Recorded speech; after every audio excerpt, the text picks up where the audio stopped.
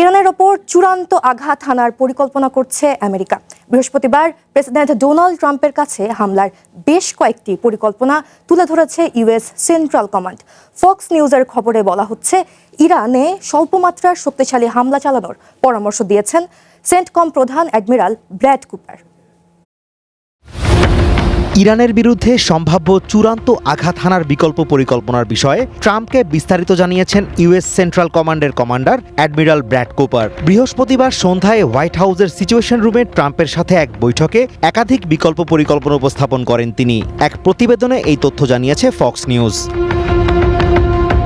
প্রতিবেদনে বলা হচ্ছে, প্রেসিডেন্ট যদি পুনরায় সামরিক অভিযান শুরু করার সিদ্ধান্ত নেন, তবে একটি স্বল্পস্থায়ী কিন্তু শক্তিশালী হামলা চালানো হতে পারে। এছাড়া সম্ভাব্য লক্ষ্যবস্তুর তালিকায় ইরানের অবশিষ্ট সামরিক অবকাঠামো এবং শাসকদের অন্তর্ভুক্ত করা হয়েছে বলে ধারণা করা হচ্ছে।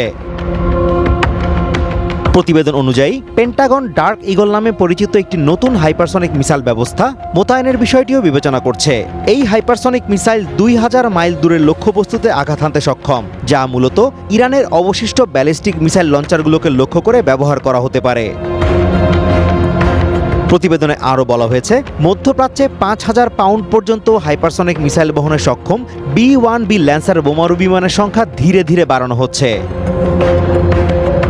গত 28 ফেব্রুয়ারি আক্রান্ত হওয়ার পর উপসাগরীয় অঞ্চলে ওয়াশিংটনের মিত্রদের ওপর পাল্টা হামলা চালায় তেহরান এবং হরমুজ প্রণালী বন্ধ করে দেয়। এরপর পাকিস্তানের মধ্যস্থতায় 8 এপ্রিল যুদ্ধবিরতি ঘোষণা করা হয়। ইসলামাবাদে আলোচনা হলেও কোনো চূড়ান্ত চুক্তিতে পৌঁছানো সম্ভব হয়নি, যদিও পাকিস্তানের অনুরোধে ট্রাম্প কোনো নির্দিষ্ট সময়সীমা ছাড়াই একতরফাভাবে যুদ্ধবিরতির মেয়াদ বাড়িয়েছিলেন।